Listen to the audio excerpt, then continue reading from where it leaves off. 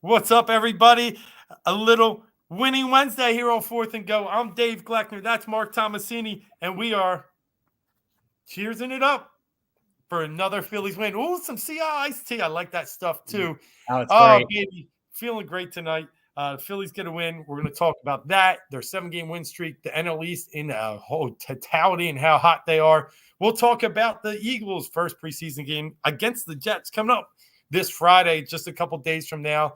Talk wide receivers. Who's our favorite wide receivers? Is A.J. Brown in the top 5 or 10 in fantasy drafts? And then we'll close it with some KD talk and some Sixers. But with that, let me bring in the man, Marc Tomasini. What's up, brother? Yo, what up? What up? Dave, you're having some technical issues, just FYI. Nah, not again. Yeah? Yeah. Because I just did a podcast and it was pretty Now you're good. good. Now you're good. Okay. What up? What up? It's a winning Wednesday. We already know what it is. If you have a TV and you're a Phillies fan, I hope you're watching because 7th, 8th, 9th inning is what we've been in store for. The Phillies are rocking. They're rolling. It was fantastic. The excitement's back. I mean, this is the hunt for Red October now. That's where we're at. That's where we're at. And anything short of the playoffs is an absolute disappointment. There's no way around it this time. And they're doing it without Harper. So, it's just this team, something that I continue to say, this team is never out of it. And tonight was that night. Well, let me start with one magical thing that I think kind of happened since we last talked. Didi's gone, baby. Yeah. I think that's a ballsy move. It was one I was is. wishing for last week, but I was like, I don't think they'll pull it off. They'll send back down Veerling. They'll send back down Hall. They kept both. Right. Which they needed to. Yeah, and they were able to move a bullpen arm around, which is great because the bullpen's just been great. But listen, I've talked about it from the beginning. This team is different because they took Knable out of the closer role. They DFA'd Familia. They DFA'd Herrera. They DFA'd Gregorius. They DFA'd 3 players and now took a starter out of his role and started plugging in these other pieces, whatever it takes to win. And that's what Rob Thompson has done. That's what the general manager has done. And I have to applaud them because they didn't just say these guys are going to turn around. They said these guys, we've seen enough. Time for the new blood. And that's what you see with this. Stott had a huge hit in the 8th inning tonight. If he's not up here playing, who knows what happens? Segura, obviously, he's an everyday player now that he's back in. But I just think it takes some of those balls that we're seeing to start making some of this magic. And it really has been magical. They haven't lost since we were on the air last week. Right. I think, because it was the Braves game that day. That was the start of this winning streak. Yep. So it's been nice. Yeah, they've won 12 out of their last 13. Sometimes you look on paper and you're like, no, that's not the right move. But like you said, it takes the balls to do those types of things. I mean, look, Didi was here on a 2-year contract, I think about 14 a year. I think this year was actually 17. So I think it was kind of a backloaded deal. And you look at it, and when you have that much money invested in a player who's technically healthy, you don't cut him. You don't. Most people look at their books and they say, we can't do that. We owe this guy money. But when you can't have him out there playing and taking up a roster spot, not being able to do what he's supposed to do, and then also at the same token say, we want to win. Yep. You can't do it. It sends a bad message. Now, the Didi, nice guy, he hasn't been the same for a long time. He's dealt with injuries. He's older. I mean, it kind of where it is. And it's, it kind of follow, if Girardi were still here, Didi would still be here. Absolutely would have been the case. But Dombrowski, the one thing is he's done this with a lot of teams. He did this with the Red Sox. He's done this with the Tigers. He does do whatever it takes to win. He will make those hard decisions, and we're seeing it pay off right now. Yes. It's a move that absolutely needs to be done. We were talking about this last week. We were like, there's no way they get rid of Didi, and they did. Because we were thinking, why do you bring in Sosa if, you already have an influx of infielders?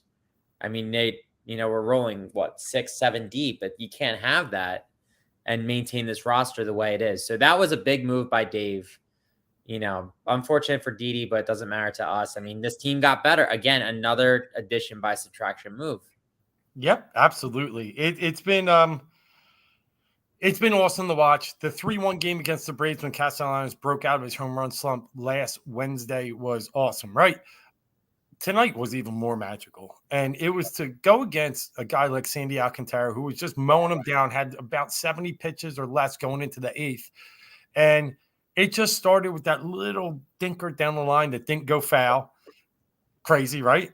It seems like the past couple games, the Phillies have been just taking advantage of missed opportunities. I mean, look, not that, when you're playing third base, that's what you're told to do. Let the ball go foul if you think it's going foul. But that was just a little thinker. But that's all. It changed the game. That's all it takes, and that was the start of it, and then they just started rolling. But the best part about all tonight, and I'm telling you this deep downside, is Schwarber's energy. When he got to hit to tie the game, he was pumped. He turned around to the crowd and started getting them on their feet in the middle of Reese's at bat. When he went first to third, I was like, what is this train doing? Like, that was not a good play. Yeah, but in the end, I'm 100% sure he does not score from second base on JT's hit. It was smoke to the left fielder. So it ended up being such a huge play. And he stole base earlier in the game. He hustled one out with a deep single to second base, was able to beat out the first. He's just something else for this team. And to see that energy, to see him feeding the fans, he was made for this town, and he's in it. He's in it to win it. It's funny. We were obviously sold on him just being a guy who's going to hit 35, 40 home runs in this park. That's what we were told. Yep. Another thing and you could look back at the stats and it proves it. Like, he can mash the ball. And something that was talked about kind of like not nearly as loud of a headline when it came to when they decided to sign him.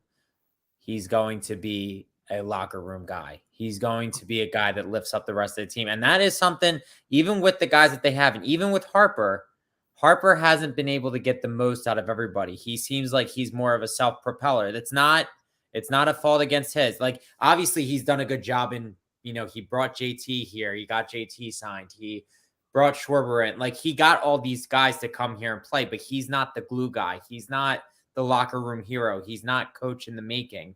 He's just a good player, and he kind of wills himself when everybody else is down. He puts the team on his back, sometimes to his detriment, but what have you. But Harper's been out, and the team is picked up. And see, it's the opposite of last year. I think this is something we talked about. He had to will his way through last year. He won MVP, and he tried to get this team in the playoffs on his back single-handedly. This year, it's a team. And Schwarber has embodied everything that this team is about.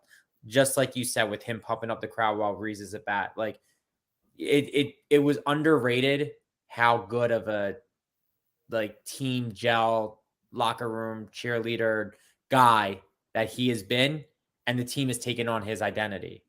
Right. So that move is just it's twofold on how great that free agent signing was for them. It's paying off this year at least. Yeah, and then just to see it tonight was awesome. My man, you're feeling it too. Cease, good check in. I will tell you, I probably got to stay away from the ballpark because last time I was there, they lost, and they haven't lost since. So I almost went tonight. I said I'll wait. Almost want to go tomorrow, but I think I'll wait. Day game. Let my streak. I'll let them end the streak, and I'll be back cheering them loud. But it's going to be like you mentioned earlier. It's going to be a red October.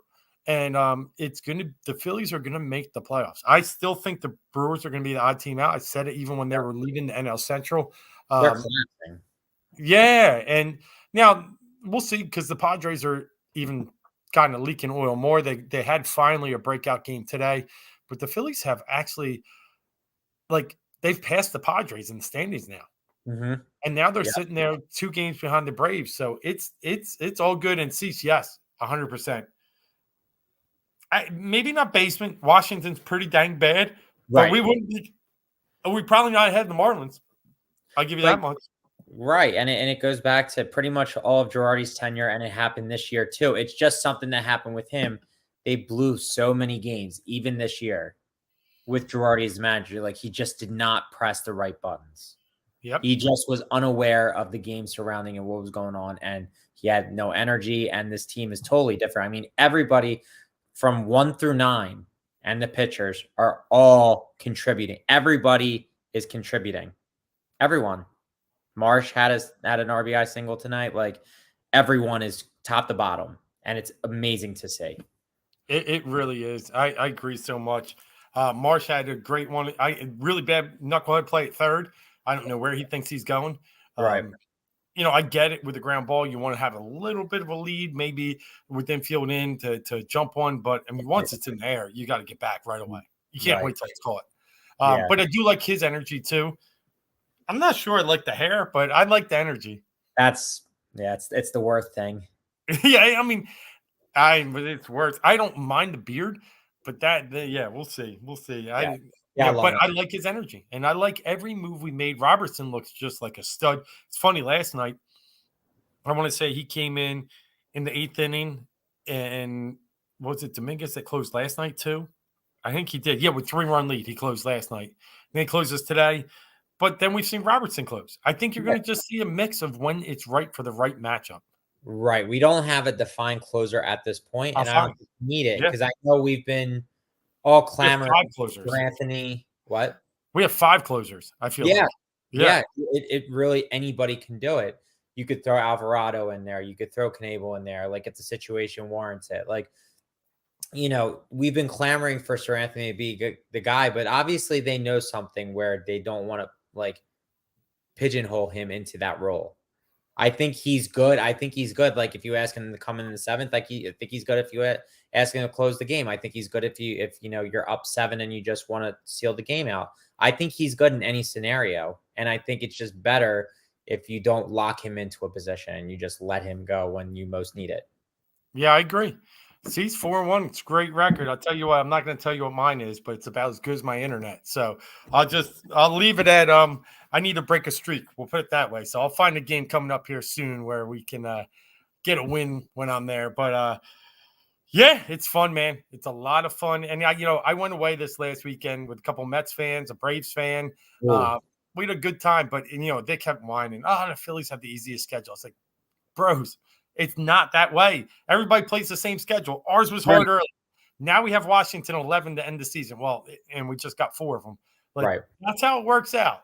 Like, you guys got beat up on your guys early. Now we're getting the Pittsburghs. Now we're getting the Cubbies. Now we're getting the Nats. Now we're getting the Marlins. So, listen, we played the heart of heart early in the season. We had our 7 games against the Dodgers, our 7 against the Padres. We had our the Mets are coming up this weekend, which is obviously we're going to get to that. But we had a lot against the Mets early, 4 series. So, and you think about it too. Here's the thing: they can complain about that, but they won the season series against the Dodgers, Padres, Cardinals, Brewers, all teams that are vying for playoff spots. They won their series with all of them. So you can't be mad about it. They took care of business. They did what they had to do, and they were crap half the season. No, it just shows you that they got they know what we are. We'll just put it that way. When you bring back Harper into this lineup and you got Schwarber and Reese the way Reese is playing, then you go to Baum. Baum's a great 3. I know we're gonna have to move him out of the 3-hole, but then you go to JT in the 4. I'm gonna keep JT 4, probably put Baum 5, Castellanos down to 6. And Segura 7. There's no outs in this lineup. There are no outs. Right. It's really incredible. I agree with this. Like, top to bottom without Harper. Yeah. So it's funny you bring this up, Cease. I've been raising my kids to not like certain teams, right? It's definitely Mets in baseball, Cowboys in football. What would you say in basketball, Mark? Celtics. Yep. There you go. And hockey? It's easy. I don't know if that one's as easy. It's either Rangers or Steelers, it's Penguins. It's Penguins all day, every day. I know it's not Rangers too, but what I'm saying is, look at that. That's New York, Boston, Dallas, and Pittsburgh. We got it all covered. That's what we do here. But they're all. Oh man, they're bad. But that's okay. They're a little worried because they know we're coming, and we're coming this weekend, going up to Citi Field to play the Mets. Big series. We do get Wheeler and Nola, but the other thing is they get DeGrom and Scherzer. So it's going to be a real telltale sign of where we're at. The Phillies have won 7 in a row, made up one game in the standings against the Mets because the Mets are that hot too. Right. Winners of 6 out of those 7. So this series is going to be something fun. We got to get rid of tomorrow, get this game out of the way, and then it's on to New York and one of the biggest series of the entire season. What do you think is happening? I'm sorry? What do you think is going to happen this weekend? So I would love 2 out of 3. I mean, I would love a sweep, but realistically, I would love 2 out of 3. I think it's probably 1 out of 3. Here's the thing. Just like I keep saying, the Phillies are never out of the game. If they find a way and their bats continue to stay hot and they just slowly dig at Scherzer and DeGrom, if they can just one of those starts, just one of them, if they can just get these little crap hits here and there and just, get them out of the game by the 7th inning, guess what? I know Diaz has been great for the Mets, and I gotta say, a little aside, Barstool put out that there's the video of him walking into the stadium to his theme song and stuff like. It is badass. I gotta say, like when you have a closer, it's kind of like Wild Thing in Major League. It is pretty. Well, Rivera when he did the Enter Sandman. Yeah, exactly. When you have a closer that is, that's what they come in to do. That is something fun to watch. I gotta say, I was watching that video and I was like, that's pretty good. But with that being said, I think that they can take advantage of the bullpen as long as, they don't get mowed down 7-8 innings, of nothing ball by, DeGrom or Scherzer in 1 or 2 of their games, and they take advantage of whoever the third starter is in the series. I think 1 out of 3. So it's the first game, Suarez versus Scherzer. One thing I'll say about Scherzer, he's a big game pitcher. Last 2 times, he's really had to have huge games. Yankees and a Braves game, he just shut the door. I think he'll feel the same energy come Friday night. Suarez is tough to really gauge for me. He's been better of late, but he's not good on the road. And that's where I get a little bit concerned with him. Looking at his splits overall. Oh, actually, he's worse at home. I'm sorry, this year. 4.6 at home, 2.87 on the road. So, yeah, I think it's going to be interesting. That I think that could be tighter. Scherzer's 8-2. One of his losses this year was the Phillies. So I think that game's tight. The next game's DeGrom Nola.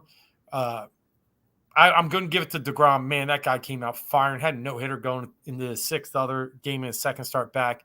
And then we go coin flip on the 3rd game. It's Wheeler Bassett. And that's where I think maybe if we can get Scherzer, lose DeGrom, and get Bassett, that would be a perfect weekend. Right. I heard a little bit about this. I'm really not sure what's going on with this. I did hear Tom McCarthy and John Kruk talking about it today, but I'm not really sure why he doesn't want to call a Phillies game. I didn't get that. So I think this is literally just a moment, try to get his name out there, get viral and stuff like that. But he said he thinks the Phillies are so not fundamentally sound on defense. He hates watching them play baseball defensively, so he doesn't want to call the games. It's stupid. They have one of the best fielding teams in the past 2 months since they got rid of the slugs like and Odubel.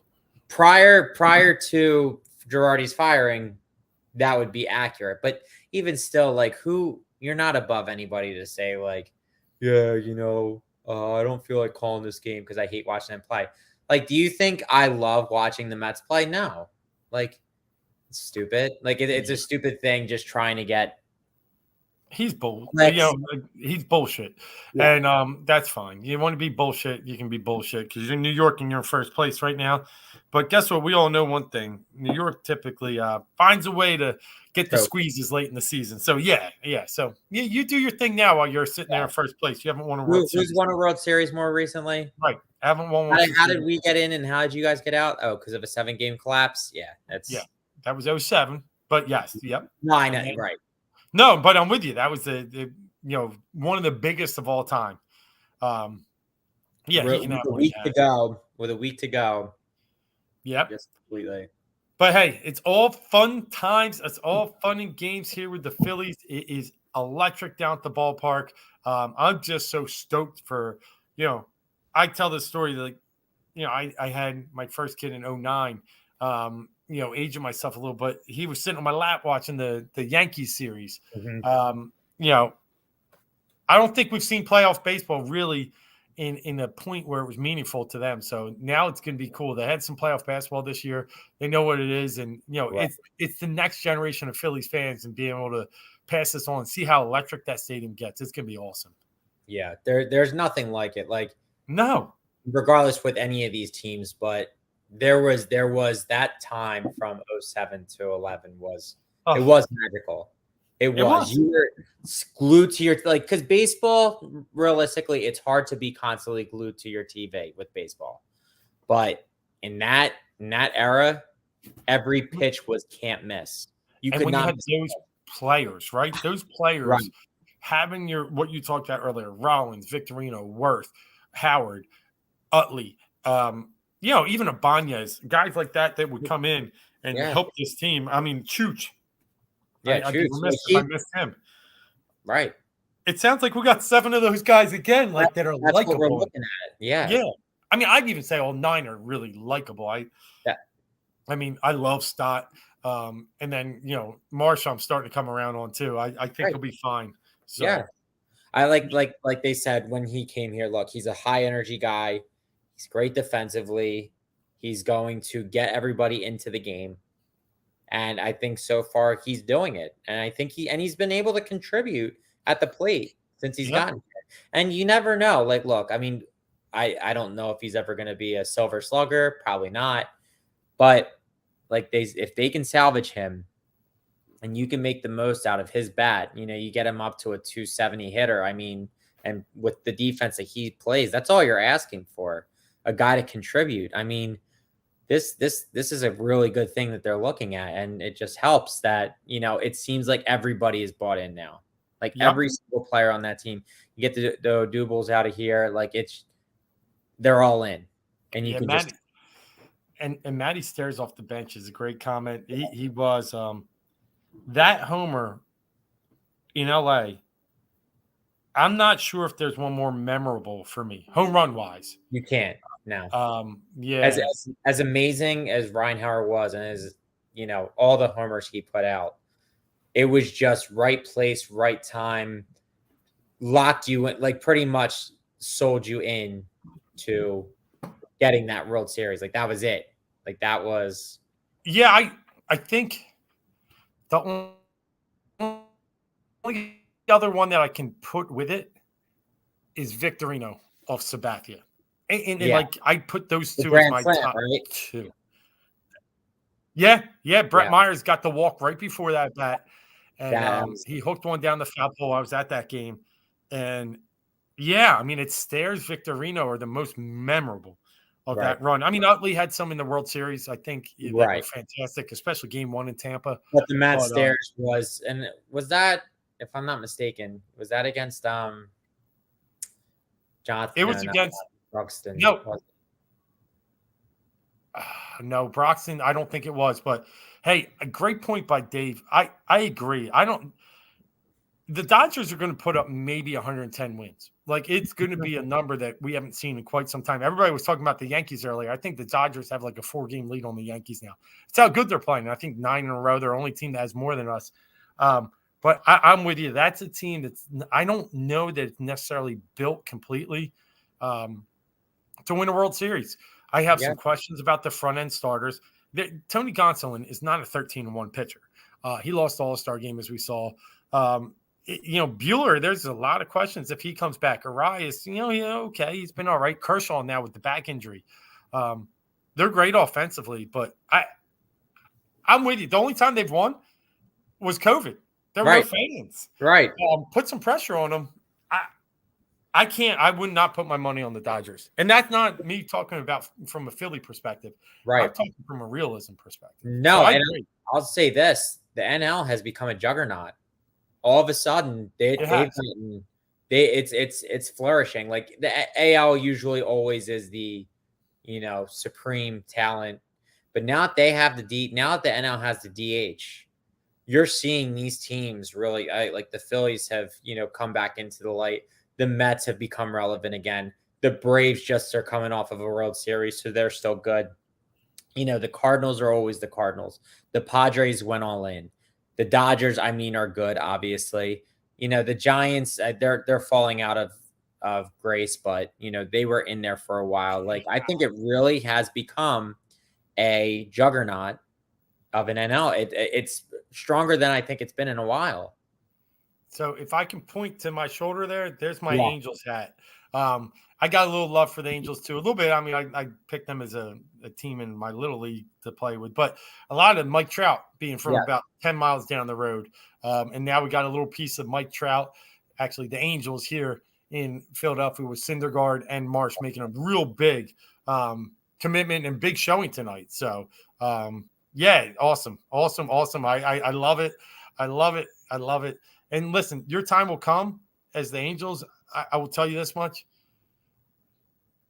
Madden had to go. I'm not a Joe Madden guy. I think he's fake news. I think he's just all this fluffy stuff, this 6-man rotations, this like all this like 4-man out, 2-man outfields. Like this is all just bullshit. And I couldn't stand him. I know he won in Chicago. I think getting him out and trying to reset with Nevin, I think is good for the Angels. I think the problem is Ohtani. Just don't know how long you can hold on to him. I hope it's a long time. Because if he doesn't stay there, he's coming to New York, and that scares the shit out of me. Right. He's coming somewhere big, LA or New York, one or the other. He's got his choices. Yeah. You thought Soto was big? If someone trades for Ohtani, that's like trading for 2 players. Right. A pitcher and a hitter. A pitcher and a catcher. Yeah. He's got 10 plus stolen bases, 10 plus home runs, 10 plus wins. It's amazing. So somehow, some way, they got to build that team around it and win next year. Otherwise, he might take that walk. Yeah. Cool. So let's transition over to our Philadelphia Eagles here, and they get to the field come this Friday night. I'll change the color against the New York Jets and the Zach Wilson mom-loving team that they are. Yeah. But pretty cool that they get out on the field and stretch it out. I got to watch a little bit of that Hall of Fame game last week. Raiders, Jags, just the energy of football being back was cool. Nobody really played. Didn't really matter in the end because, the game doesn't mean anything. It won't mean anything come Friday night, but what will mean something is just to see a couple reps, right? Just to see a couple guys ripping the ball, moving it around that we haven't seen in action before. That starts with A.J. Brown. I don't know how they play these preseason games anymore. We always had that script of nobody game 1, a little bit of game 2, play everybody game 3, nobody game 4. Now with 3, you're starting to see nobody all 3. So I really don't know how this script is going to go yet, but if they do play, I feel like it'll be a lot tomorrow or Friday night. I've heard it was only 1 to 2 series for the starters. Okay. Yeah. That's better than nothing. I'll take that. It's better than nothing. I would like to see that. I mean, here's the problem. They're not tackling in practice. They're not hitting in practice. And I'm not like you have to, be like the Lions and, bite kneecaps off in training camp. But I think you need to roughen up a little bit. And, that's always going to be a thing. I think it could be, and we play the Lions week 1. In the regular season, and they're going to have been the mindset of hitting. The Eagles really will not have that much, but it could be just one of those things where they start the game off slow and then they come back around. I mean, it's one of those things. Again, just excited to see players get out there, play. We're fine. Football's back. We've been waiting a long time for it. A lot of excitement around this team.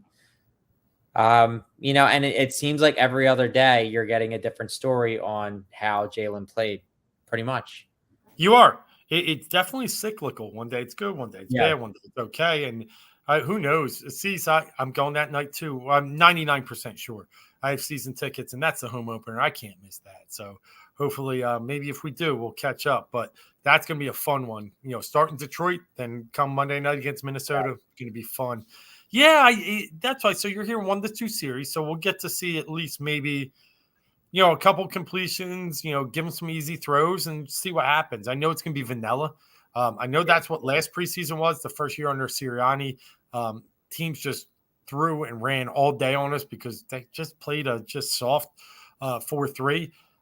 Actually, almost a wide 9. But yeah, I'm not going to take a lot out of it. I just want to see something out of one of the biggest players on the team, and that is Jalen Hurts. Right. I think we need to. I don't know if they will, but I think you need to just take the top off one time. That's it. Just one time. And I think that's DeVonta. I would hope so. I mean, the only thing is DeVonta's been having some issues, so I don't even know if he'll play or not. Yeah, I thought he might play this one. I saw this the same. He's listed as questionable right now. Okay. I mean, obviously Kelsey's out because of his, elbow. That's a, they say he could be ready for the season opener, which is the hope, but he probably should have gotten his elbow scoped. Yeah. After the season and didn't, and I guess the discomfort level grew, so he just got scoped the other day. So he's going to be out for a little bit. But they said he's playing by the opener. I did see that. They said, yeah. Well, I know, but Rappaport said he could miss the first 2 games though. Recently, he said that. I don't know. I mean, I would think with Kelsey, you're probably going to get him back. It's going to take a lot to keep him off the field. He's just that kind of guy. Yeah, so the only thing he does go out there. Yeah, I agree. The thing I'll say about that is those are 2 winnable games early, especially at Detroit, and you have a good offensive line and good backups. So I guess you could afford to hold him out, I guess. Right. Yeah. I mean, the thing is you slide Sayamalo into center and you still have guard play and, whether it's putting Driscoll there or what have you, I think they'll make it through. So before we break down what we want to see on Friday night, we've talked generally about Jalen. We all know we want to see that. Just one quick thing about the open practice the other night. Out of all of it, it's just a show, but 30+ thousand fans show up, Sunday night, really just, in a way, pack that stadium, just for a practice. A.J. Brown looked up. He eventually got on there and said, "Really, Philly? Really? Like, this is what we do just for a practice?" I think he's starting to feel it and see it. And it's so cool the impact we have on these new players when they really start to understand what we have here. So I thought it was pretty cool, his just initial reaction at the Philly crowd. Yeah. I mean, you think about it, like he played in Tennessee with Derrick Henry and, a successful Titans team who, has had some big playoff wins the past couple of years and they make it to the second round. And, they're not getting 30,000 people to go to practice. It's not happening. No. They don't have the same kind of coverage. Like, this is a different beast. Like, he's from the South. Like, I know football is, more prevalent in the high school and college level, but with the pros, he's been there. He's, was there for a couple of years and, it's probably just, okay, yeah, it's Titans. Sure. Okay. Now we're on to the Predators. Like, no big deal. Like, Tennessee Volunteers is probably more important there than the Titans are. And now he's in Philly where everything is Eagles. Like, you literally cut it open and you get midnight green pouring out of our veins. Like, that's just, it's a different story. It's a different animal. And this is what they talk about when they talk about playing in Philly and whether you're made for it or not, or, they're going to be there. People are going to be there. It's so cool, isn't it? Just that we're part of this and they're seeing it and they're absorbing and loving it. So we do move on to Friday night now. We've already talked Jalen. One other key thing that's coming up, and Adam brings it up here, is the Rager rumors once again. And I've heard him chirping, and I've heard a lot of he's looking good. So I think he is one guy that may play more than one series, may play more than 2. I think he's going to have to get his reps and really show that on the field on Friday night. So I am one of my focus, and Mark, I'll pass to you. Think of 1 or 2 focus players. I'm going to give you 2. One's going to be Rager. It really is for me. I know what A.J. Brown is. I know what DeVonta Smith is. I don't know what my number 3 is right now. I think it could be Pascal. I think it could be, Quez. But it really could be Rager too. I mean, he's first-round talent. Those other 2 aren't. So he's one of my focus key players. Other side of the ball, I really just want to see Jordan Davis. I want to see, I've seen the highlights. I saw it at the open practice, Right. him just moving people 20 yards backwards. I just want to see just the power and energy. I obviously there's some other players I'm interested in too, but from a rookie standpoint, first round, it's Jordan Davis, it's Jalen Reagor. Those are two focus guys I have going into Friday night. How about you? Yeah, I mean, I definitely like those both in regards to Reagor and Davis. With Reagor, the rumors are that the Broncos are interested in him now that they've lost Tim Patrick. What seems to be for the season. He's, a guy. So there's definitely the opportunity that maybe that happens. Because look, it's going to be tight. That wide receiver room is full right now. Mm-hmm. Obviously, like you said, we have AJ Brown and DeVonta Smith. We know who they are. Quez Watkins right now is slated to be the number 3, but I haven't really heard much about him.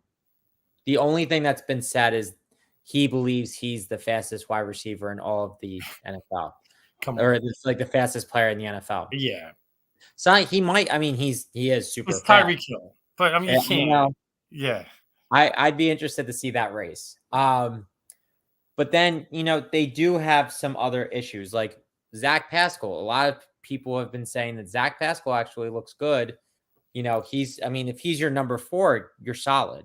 You're really solid. If he's your 3, that's not too bad. Like, Elliot Shore-Parks, he was like, look, if Pascal's your 4, could do a lot worse than that. So he's a guy, and he's a guy that Sirianni, and we all called this when Sirianni first got here. We thought that they were going to bring him in last year. Yeah, it wasn't this year that right.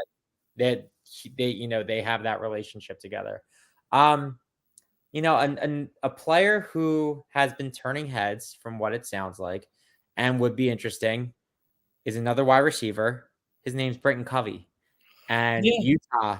Now, the thing is, the reason why I think he's going to be somebody to watch. He was undrafted, right? He was. I'm pretty sure he was undrafted, but he's he's a specialist out of Utah. So he can play something. But he can play receiver. They've, used him in practice, running routes and such. I think he's going to do what they expected Jalen Reagor to do as just a facet of his game. He can return the ball. I'm interested to see if his speed is faster than NFL speed. Like if he does have that separation, what he can do, because, you can't throw him on special teams as just a special team specialist because he doesn't give you anything more than that if you already are carrying 6 receivers. So he's got to be on the team as a receiver. Yep. So that's why I'm interested to see what he can do for this team. Now, the other player that I'm really looking forward to, but you're not really going to see much unless the defense plays some extended time. James Bradbury, and it's no surprise. I mean, look, we paid a lot of money for him, so I don't know how much you're actually going to see, but everyone says he's been looking really good at camp, which I love to hear. But we just need to solidify that he is that other corner, because with Slay and Bradbury, like, I just want to be solid and certain to know that these two guys are going to be solid for the whole season, because then that takes pressure off the safeties, and you have a good linebacking core, and you have a good D line, and it just solidifies the defense. No, I agree. I think I read an article today that said there's still little questions at linebacker, still little questions in the defensive backfield. They have a lot of bodies there, though, so that's the good thing. They do. They pile up in there. Yep. I agree. So I think getting those kind of answers, I'm with you. Just being able to see them play, I think is enormous for this team. So I like that. I like that angle. So it's gonna be a fun night. I'm heading down a link, gonna enjoy it. I always enjoy the August time. It's interesting though, being this is our only home preseason game. 9 home games in the regular season this year, now that the schedule has shifted somewhat. So that's a cool thing too. Definitely going to make things a lot better. But yeah, it comes down to Pascal and Reagor make the team. Who would make it? It's Pascal. And that I don't even hesitate to say that, because how they signed him this year. I get that how he holds on to his prospects a little too long, just to try and prove him right, not us right.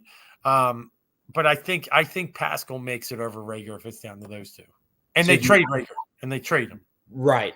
I think here's where I think it gets difficult.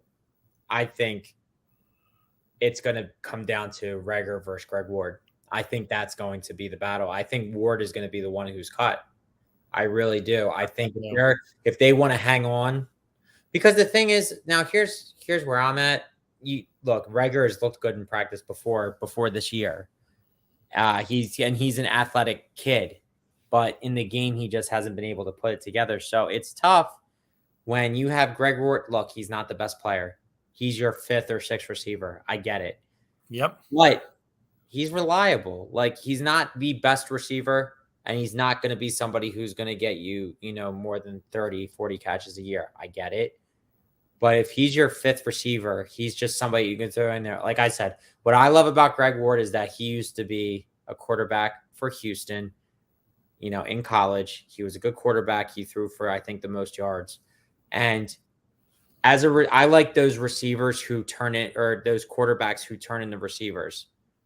Who is it? Julian Edelman. Wasn't Edelman also He was Washington State. Washington State. Yep. Those guys who, I think Amendola to now, but there were a couple of those guys who did the quarterback to receiver transition. And because they know where they need to be, and they know when the ball's going to get to them.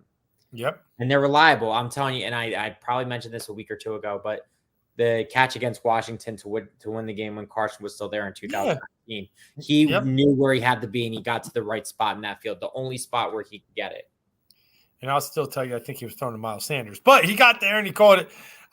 Let's move on to our next point about football here. We talked about it last week. We both had Jalen Hurts ranked somewhere fantasy football wise in probably the low teens. 12. Yeah, even 11, 12 maybe, but 13, 14 realistically as well. We're going to go with the receivers tonight. And when you're looking at the drafts, I know they're coming up soon. A.J. Brown's someone that could be talked about in the top 5, top 7 in many fantasy drafts. I'm going to go off, and we're going to start with A.J. Brown. What receivers do you have better? I'll pick one, then you go next. I'm going to say, obviously, DeVonta Adams. I'm going to say Cooper Kupp. Then I will say Tyreek Hill. I still think even with that quarterback down there, I do think he is a guy that I would take ahead of A.J. Brown. I think you got to go Stephon Diggs. Yeah, I agree. All right. Now we're getting tight. There's a couple of guys, and I think I'll still have to take Jamar Chase. Absolutely. Yeah. Absolutely, Jamar Chase. I'm going to say Justin Jefferson. Yeah, I mean, he's been making plays since the moment he came into the league. And that's what happens. And he's just undoubtedly their number one. Like, at least AJ has, DeVonta on the other side. I know there's Thielen, but, I mean, I don't trust Thielen. And I'm doing this all off the top of my head. Like, I'm not looking at any charts. Now I'm starting to look, but. Yeah, so I'm thinking, I don't take anyone from Tampa. I just don't have Godwin. Don't think he's going to be back. Evans, I don't do. Julio, no. Nobody in Carolina, New Orleans, or in Atlanta. So I guess my next, now what's his name? DeAndre's out with the suspension, Hopkins. So then it would leave me with a guy. Now, I wouldn't take Debo over him. I wouldn't. I wouldn't, and I wouldn't take DK. And I wouldn't take Keenan Allen. So then nobody on Denver. I don't say DeVonta. And I don't take Deontay Johnson in Pittsburgh over him. I don't take him in Cleveland. No way in Baltimore. So you said Stephon. I like that number. I'll say I might take CD Lamb over him. So I'll add CD to the list. You would take CD over him. I think they're going to be a 5,000-yard passing team, and I think without Amari, he's a guy I would probably take over him. See, so the only thing you mentioned Debo, and you could. I'm not saying I'm saying could, you could, but I think it more depends on what's Trey Lance going to be. And I think that's what I'm worried about. like if you're looking at it fantasy wise, AJ Brown. Now I think after Debo, and if we include if our list contains both Debo and CD, then AJ's your next guy but the only thing is I think AJ could drop depending on the play of Hurts. Now it depends. Yeah. It depends if Hurts and his connection is strong. So he's looking Brown's way most of the time. Like that's just going to be how it is. He's going to look his way. So I think he's going to get a lot of opportunities, but it's can Jalen get the ball to him? Yeah. If Jalen gets the ball to him, yes, he's that puts us at 8 or 9. I think that's a good number. So he's a top 10 receiver. He's a top 10 receiver. So I look at ESPN right now. I just pulled it up. They have him at 13th. I'll give you the 4 or 5 that they think are better that we did not, and tell me if you agree. Keenan Allen. Not dependable. No, I mean an injury prone. The guy is a warrior down there, but he's a little older. And I think they have some ability to spread that ball. So I don't agree with that. T. Higgins. No. Come on. I mean, we already gave you Jamar. I'm not going to give you 2 of them. Mike Evans. I don't. Another guy. I would think about that one more. He catches touchdowns, but it all depends. He's playing with Brady, who's going to get him the ball.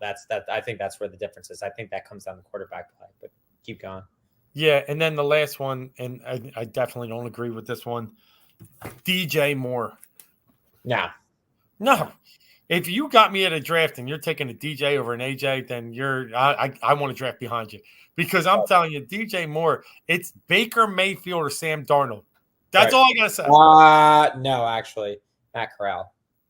Come on, Matt Corral's looking like a stud right now. Come on. Yeah, I know he came from Lane Kiffin, but come on. He's looking like an absolute stud. Have you seen the finesse? I have. Ball right now, but I wonder if he's going to have a good career. Maybe not. Like I know it's just training camp, but I would love to see him turn out good. Even though I would have liked to have had a flyer on him. Yeah, no, I don't hate on Matt Corral. I actually like him. He played with heart. He tried to play on one knee in the bowl game. Yeah. He's just more of a runner. He's a gambler, and he can flash, but he's also interception prone. And the guy that runs more than he throws sometimes, I'm not in it. I'm not in it. He's not Lamar Jackson. He's not like that. That's something. No, I know that. Yeah. And well, it's funny, you talk about ESPN's Sporting News has AJ 7th. Okay. What are the 6 above him there?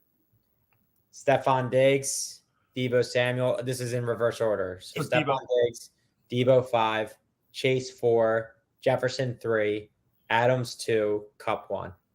I think that's almost our exact list. The only one was Tyreek, so I guess they got Tyreek. We added Tyreek and CeeDee Lamb. Yeah. So we dropped them down to 9. Yeah, so CD was 6 here, Tyreek 8 here. So I mean, at least we're in the ballpark talking. Yeah. Where do you got talking all that? And we don't have to go through the full list, but where would you realistically think DeVonta Smith could fall? I'll tell you, he falls 38 on ESPN. Okay. I mean, to draft him as a receiver, he's a 3rd or 4th round in fantasy to me. I agree. So around in that late 20s to early 40s area. Yeah, I like it. I mean, for me, he's probably like a 25-ish receiver. So if you're talking 48 picks, that makes sense. He's about 4th round. Yes, we got Claypool from the Steelers. A guy that I've liked with his physicality, guy liked with his energy, a kid out of Notre Dame, really sprung on the scene with Roethlisberger. My problem is Mitch Trubisky. So I really don't have a lot of faith in any of the Steelers receivers. If I hear Pickett, I might have a little more faith. I don't have any in Trubisky. So for me, Claypool is probably below even DeVonta. He's got to be. He's second on the team with a unproven quarterback. Yeah. I mean, I like him. Don't get me wrong. It's not his fault. And if I'm looking here, ESPN kind of agrees with me. He had some 46, where DeVonta was 38. So, yeah, like him. Don't like what's thrown to him. Actually, I don't like the Steelers at all this season, and we'll get into a little bit of that when we get into our NFL preview in these upcoming weeks. So that's always a great show. Always a great Yeah, show. I love yeah. our I mean, listen, I picked the Rams last year, got lucky. Well, I mean, not real. I mean, well, we both were on the same page. I Rams Buffalo. We had the same Super Bowl, but I picked the Bills, and the Bills were a coin flip away from. The Bills win that Super Bowl, by the way. The Bills win that Super Bowl, so don't even worry about it. Yeah. If they get there, but it was funny because it just drained everything out of Cincinnati. Cincinnati should have won that Super Bowl too. Yeah. The Rams. That's why I say I got lucky. The Rams just ended up with the right team and the right matchup. They went through what they needed to get through. They went through the choker up in Green Bay, and they got a nice path with Tampa when they got Cooper Kupp breaking loose late in that game. But outside of that, I think they got a little lucky. But anyway, let's move over to the Philadelphia 76ers. Reports out of Brooklyn. Durant says it's peace out, Steve Nash. Peace out, GM. Was it Marc's? And I'll stay. That's a hard bargain. And I'm telling you at this point, this guy's got some real balls. And I get whatever he wants to say and whatever he wants to do. He's earned that. But, like, you're a guy that's just been, hitching your wagon onto people. You hitch it onto Golden State. You hitch it on to Kyrie and James. Like, well, I know they had to trade for James, but you're a hitcher. You're a hitcher. And I mean, now you're trying to make these demands like it's your team. It's never been your team, ever. Not even OKC. It was Russ's team in OKC. Never been your team. So, I'm a little bit appalled by his actions. And now the rumors out there that the Sixers are a kind of upper management, one of those guys that might tinker in figuring out if it's viable. I'm out. Whoa. Yes, I'm out. I'm color me shocked. I did not think you were going to be out. They don't win. These super teams don't win. I don't want that drama. I don't want all that pressure. Brooklyn was terrible. I don't want it. Yeah, wow. I'm out now. Like this guy. I thought you were going to be in on it. No, then I got to farm the future, and I got nothing. Like if this doesn't work this year, it is done for the Sixers for 10 years. I don't know if I can do that. So I've been back and forth because the thing is, the only player that I'm truly connected to is Tyrese Maxey, and sounds stupid because you think about him being a star on a team without Joel or James, or the team's not going far. Like I just don't think at least at this point where he's at, he's not the guy. Like he's not going to go over to Brooklyn and put the team on his back. Like he's going to try, but like he's not going to be able to will them. You have to have more talent around him to do that. Right. I really don't. But that if you want to get Kevin Durant, you have to part with him, and that's it. And I think that this kid has so much upside, and he's still on the brink of his career. Look, I would love the opportunity where you have James and Durant and Embiid, and you give it a shot. And Durant and PJ Tucker, I just found this out recently, are like best friends. Yeah. And best friend. I didn't know that. That being said, I'm not going to be upset if they make the trade. Like I'll be upset that Tyrese would be gone, but I would also be fine if they didn't do it, because here's the thing. We've seen Kevin Durant miss a lot of times because he's, skinny and he pops his calf. He's always injured. And that's the thing. If you go all in now, I know you have 4 years of Kevin Durant, but he missed time this year. So if he's, if he gets injured, okay, it's just James and Joe, and that's it. Like, that's all you have. And no offense to them, but that's not enough. I mean, when they had everybody else going at all cylinders, they still, didn't get out of the second round. So it's a big risk where I think, Maxey still gives you a shot to be in it. I'm in between. I'm not out, but like I would be intrigued, obviously. I mean, you can't tell me you wouldn't be intrigued with Durant being here. I know the drama, but when the when the I'm season intrigued. starts and you have, I guess you would have Harden. Crap, I don't even know who your shooting guard would be. And then Oh, it's House, Melton. It's Melton or House. Melton. Yeah, Melton. Yeah, Melton's your 2. House is your 3. Durant's your 4. Embiid your 5. Yeah. You I can't tell me that you wouldn't be No, I'm intrigued, and I think it's unbeatable. I mean, I'm going to be quite right, honest with you. Like, right. I don't think any team beats us. Durant, But you're a Durant or Embiid injury away from the season being wasted. yeah, and that's like Durant to me is the best player in the NBA. Right, right. I'm not even lying. At his age, Yes. I'd rather him over Yeah, LeBron. his size, yes. Yeah, like there's some great players in this NBA. Obviously, Giannis is probably one we could argue with, but Yeah. Giannis is a different beast that just does, wouldn't mix as well with Embiid. Right, Durant does. He's an outside threat that is just, right, lanky, dynamic, awesome. I would love it. I'd be into it. But I've right. been down this road before. I I've know. seen it all before. I mean, that super team in Miami was supposed to be super, right? What they win? One title? Mhm. Or was it two? Trying to think. I know They they beat the lost, Spurs.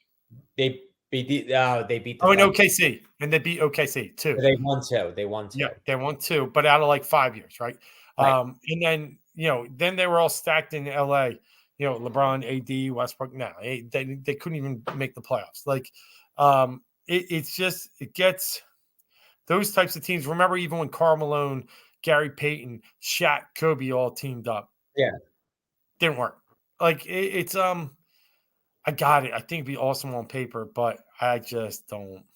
I know. There's something that I don't know if it mixes. And I do think Harden could be a guy very happy taking 10 shots and Yeah. insisting to these two and letting them. Oh. But does Joel want another alpha there? That's what I've always questioned.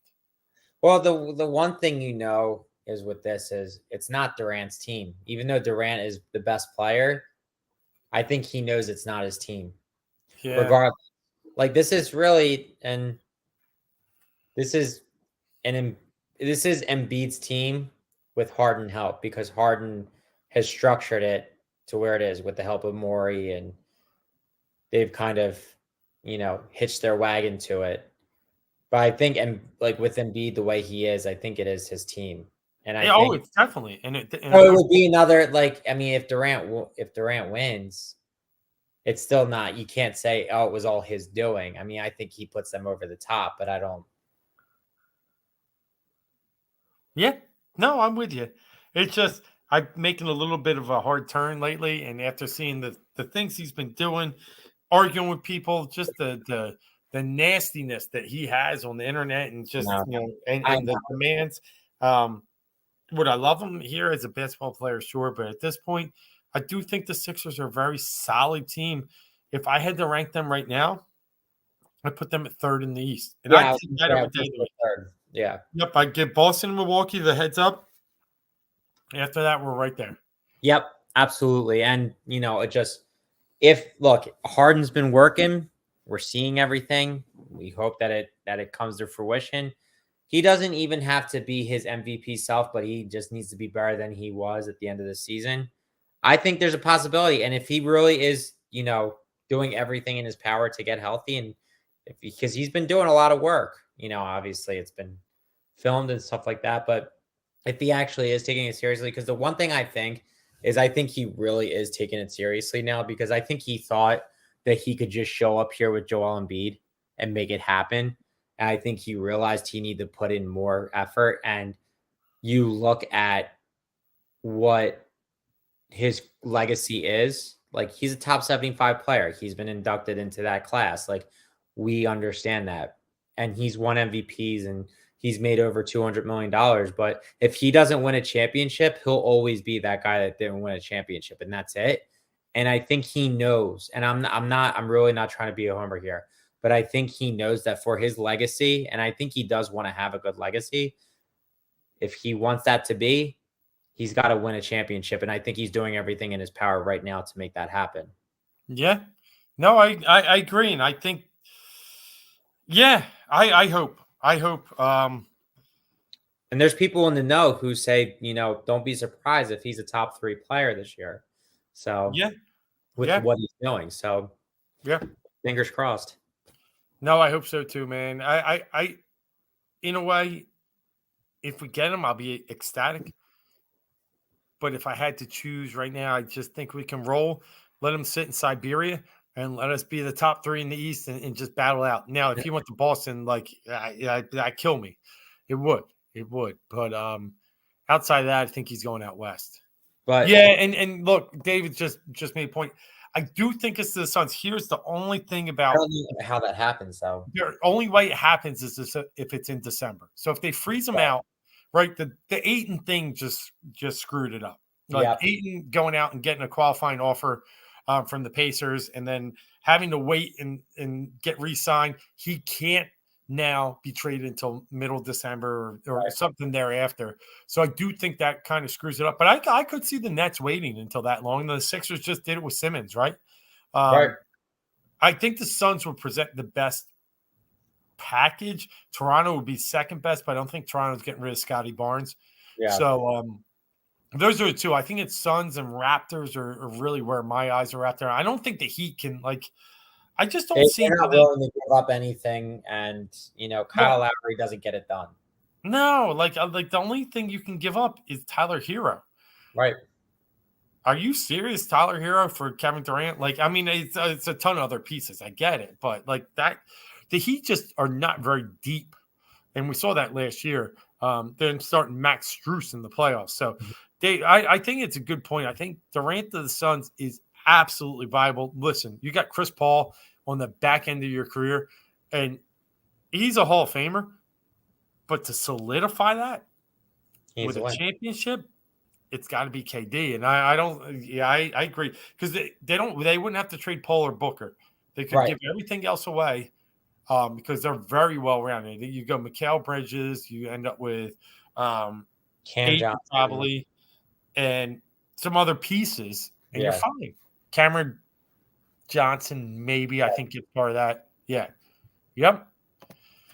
Yeah, really cool, really interesting stuff, man. It's great. Thanks everybody for checking in tonight. Sees David, welcome. We always appreciate great stuff talking to you guys, getting engaged in the show. Great stuff talking all sports because that's what we are here. We're Philly first, but for 4 for 4 and plus a whole lot more. That's me, Dave. That's him, Mark.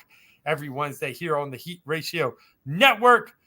It's a winning Wednesday. It was a great winning Wednesday. We'll be back for another one next week, talking Eagles, talking Phillies, talking Sixers, talking Flyers, and we'll get into running backs next week for the NFL fantasy preview. Until then, I'm Dave. That's Mark. We're deuces.